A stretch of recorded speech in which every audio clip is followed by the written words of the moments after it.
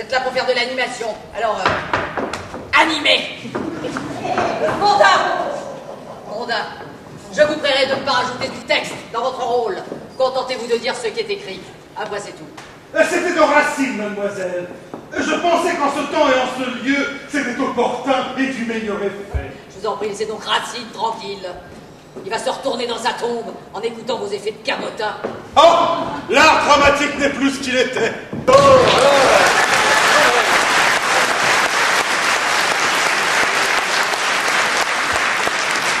Serait-il possible dans cette maison d'avoir un peu de calme et de sérénité? Pourquoi faire? Pourquoi faire?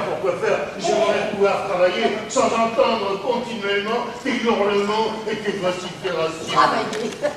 Parce que tu appelles ça travailler. Non mais tu plaisantes, j'espère. Oh oui, parfaitement travailler. Oh oui, je sais bien sûr que pour toi, mes recherches n'ont aucun intérêt. Tes recherches. Mon pauvre ami, tes recherches.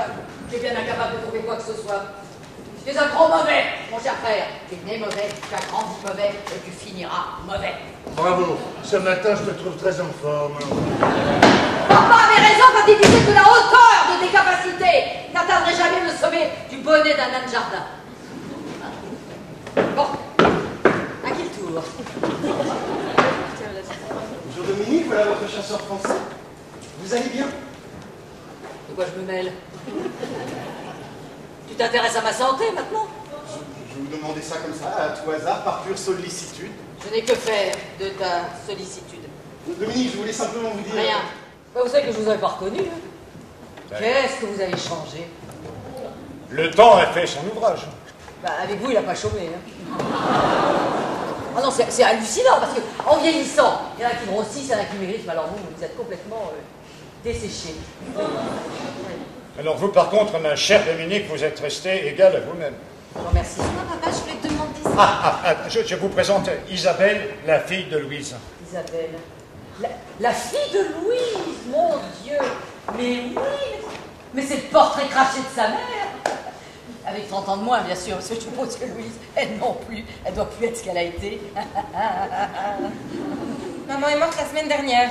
Oh, mon Dieu, oh, ma pauvre enfant, quelle tristesse. Comme vous devez être malheureuse. Ah ben ça se confirme, hein. C'est pas toujours les meilleurs qui partent les premiers. Bon ben restez pas plantés comme des piquets, savez-vous, mettez-vous à l'aise. Prendrez bien un petit café. Non, merci, sans façon. Bah vous gênez pas, il est prêt, il n'y a plus qu'à le réchauffer. On doit rester dans une certaine rigueur, et ça c'est difficile quand on travaille avec l'auteur de la pièce. Parce que quand l'auteur n'est plus là et quand le metteur en scène n'est plus là, on est un peu mettre à bord sur une scène de théâtre. Donc si tout d'un coup, dans une espèce d'élan de créativité, on trouve quelque chose, on trouve une phrase, un mot, une idée, on peut s'en servir. Quand l'auteur est là, on est freiné, on n'ose pas le faire, parce qu'on a peur qu'on nous tape sur les doigts, comprenez-vous? Voilà. Ne le pose pas sur le guérito, c'est dégoûtant. Tiens, une seconde, je cherchais du sopalin à la cuisine. Mais quelle horreur. Jean, il me regarde. Jean, viens vite. Il est malade, ton cochon d'Inde, là. Pas du tout, qu'est-ce qui te fait dire ça? Il a plus de poils sur les cuisses. Ah ben c'est normal, c'est tout à fait normal. Ça c'est le résultat de ma découverte. Là, Quelle découverte? Eh ben, figure-toi que c'est une espèce de crème dépilatoire que je viens de mettre au point et à base de gland et d'écorce de chêne. Bon, bah tu m'expliques. C'est une cire à épiler. Ah, pas du tout. Ah non, pas du tout. C'est plutôt une sorte de pommade que tu appliques sur le poil et qui le fait disparaître au bout de quelques minutes. Et tu l'as expérimenté sur autre chose que ton cochon d'âne malade? Oui, j'ai essayé sur un hérisson. Alors, il est devenu tout frisé. L'improvisation est une chose qui peut se faire que sur des choses qui sont très très écrites. C'est-à-dire qu'on improvise au bout d'un certain temps. Des fois, l'acteur a des trouvailles qui sont géniales. Et là, c'est bien. On peut. Mais il faut pas trop non plus rentrer dans ce jeu-là parce que on fait autre chose. On peut avoir des spectacles. Moi, j'ai joué des spectacles qui étaient basés sur l'improvisation. Alors, on jouait ça. Tout le monde on a tous étudié la commedia dell'arte et ça repose. C'est une forme de comédie qui repose beaucoup sur le jeu improvisé de l'acteur. Il y avait avant il y avait des comédiens qui jouaient à la canne. On jouait au canevas. Bon, c'est des formes de théâtre.